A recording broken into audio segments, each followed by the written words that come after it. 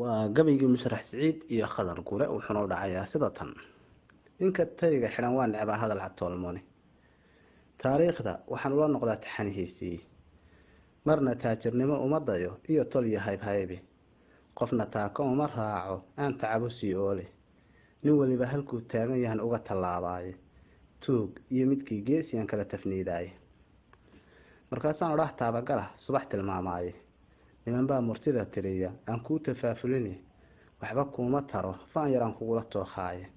Tala aan ku siiyaa ka roon hadal tiraabkii. Tartan adag Siciidow haddii laysu tuuxeeyo.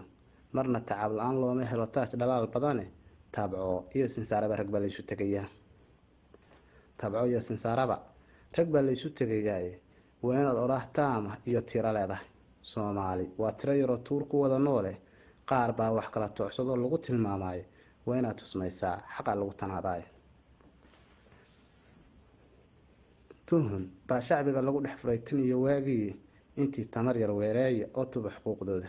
Wixii tabasho qaba kaafiyo toos wax ula eega.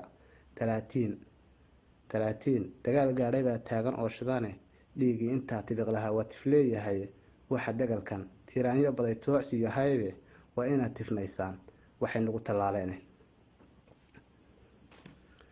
Waxay nagu tallaaleen maamulada tantira beelay ee la isku wada taagay.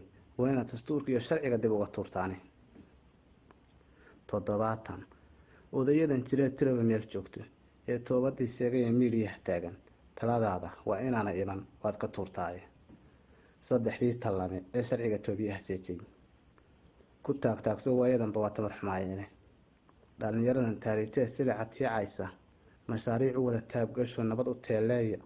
Musuqmaasuq waa talax tago tiimbi qarankii qofkii shilin ku tago soo qabto toogashada geeya.